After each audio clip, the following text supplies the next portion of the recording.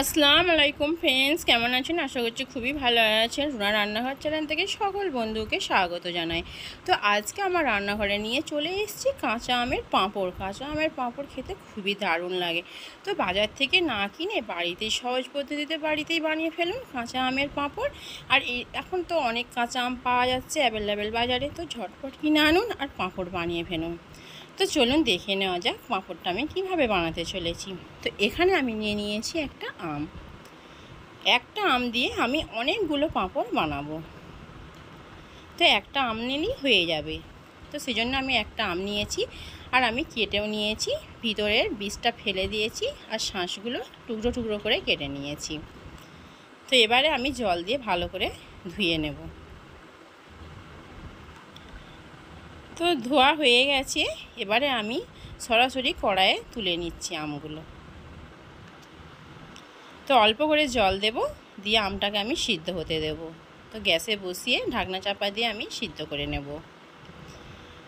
তো দেখতেই পাচ্ছেন আমগুলো সিদ্ধ হয়ে গেছে, খুব সুন্দর সিদ্ধ হয়ে গেছে। এবারে আমি নামিয়ে ঠান্ডা করতে দেব। তো ঠান্ডা হয়ে গেছে আর আমি একটা মিক্সার নিয়ে নিয়েছি, মিক্সারে আমি ব্লেন্ডার করে নেব। তো আমগুলো আমি দিয়ে দিচ্ছি মিক্সারের মধ্যে। এবারে এখানে নিয়ে নিয়েছি সাবুদানাটা আমি 200 গ্রাম নিয়ে নিয়েছি আর এটা আমি ভিজিয়ে রেখেছিলাম 1 ঘন্টার জন্য। তো ভিজে গেলেই বন্ধুরা তবেই এটা মিক্সার করবেন, তবেই ভালোভাবে মিক্সার হবে। তো আম আর সাবুদানা দুটোই মিক্সার করে নেব একসঙ্গে। তো ভালো করে মিক্সার করে নিতে হবে যাতে না দানা দানা ভাব থাকে। তো ভালো করে আমি মিক্সারটা করে নিয়েছি, এবারে আমি কড়াইয়ে ঢেলে নিচ্ছি। তো দেখতেই পাচ্ছেন যতটা ব্যাটার হয়েছে ততটাই আমি কিন্তু জল দিচ্ছি। তো জলটা দিয়ে ভালো করে আমি নাড়াচাড়া করে নিচ্ছি। এবার গ্যাসে চুলায় বসিয়ে দিয়েছি, দিয়ে আমি ভালো করে নাড়াচাড়া করে ঢাকা চাপা দিয়ে একটু সিদ্ধ করে নিয়েছি। সিদ্ধই আছে, তবে একটু ঘনত্ব ভাব করে নিয়েছি ফুটিয়ে। তো এবারে আমি এগুলো দিচ্ছি, ভালোভাবে দেখে নেবেন। অল্প করে লবণ দিচ্ছি আর দিয়ে দিচ্ছি গোটা জিরাটা দিলে পাঁপড়ের মধ্যে খেতে খুবই দারুণ লাগে।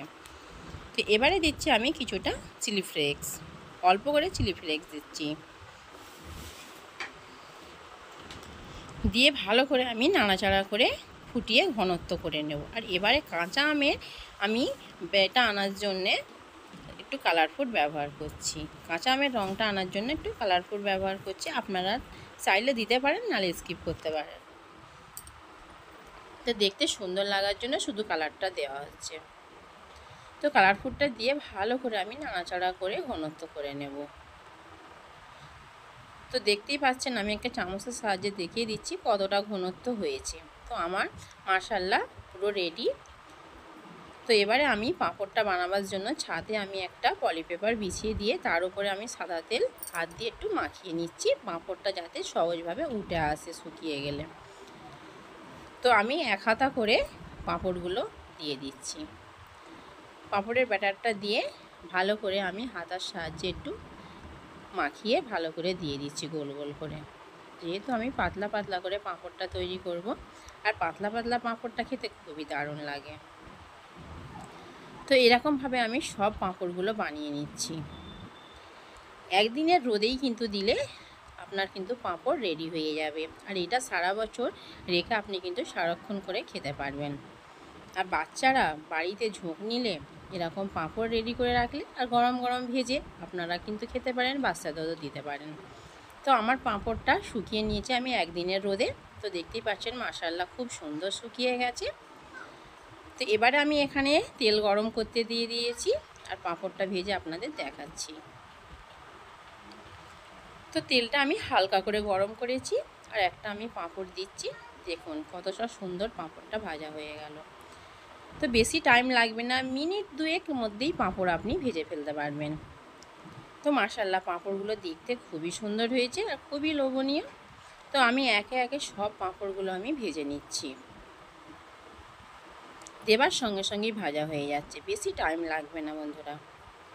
তো ভিডিওটা যদি ভালো লেগে থাকে অবশ্যই কিন্তু লাইক দিতে একদমই ভুলবেন না। একটা লাইক কিন্তু আমাদের অনেকই উপকার করেন অন্য একটা ভিডিও বানাবার জন্য, অনেক উৎসাহিত করে। তো মাশাআল্লাহ পাঁপড়গুলো আমি সব ভেজে নিয়েছি। তো দেখতেই পাচ্ছেন কতটা লোভনীয় হয়েছে। পাঁপড়গুলো কিন্তু দেখলেই জিভে জল এসে যাবে বন্ধুরা। তো গরম গরম পাঁপড় কার না খেতে ভালো লাগে। আমরা বাঙালি, আমরা কিন্তু পাঁপড় খেতে খুবই পছন্দ করি। তো দেখতেই পাচ্ছেন কতটা মচমচ করে ভেঙে যাচ্ছে। পারফেক্ট পুরো পাঁপড়গুলো রেডি হয়ে গেছে কাঁচা আমের। তো অনুরোধ করছি কাঁচা আমের পাঁপড় আপনারা কিন্তু একবার অন্তত বাড়িতে বানান আর সারা বছর সংরক্ষণ করে খেতে পারবেন। মাশাআল্লাহ খেয়ে দেখলাম খুবই সুন্দর হয়েছে। ভিডিওটা ভালো লেগে থাকলে লাইক দিবেন, চ্যানেলটি সাবস্ক্রাইব করবেন, শেয়ার করবেন। সুস্থ থাকবেন, ভালো থাকবেন। আবার কোনো রেসিপি নিয়ে আসছি। আল্লাহ হাফিজ।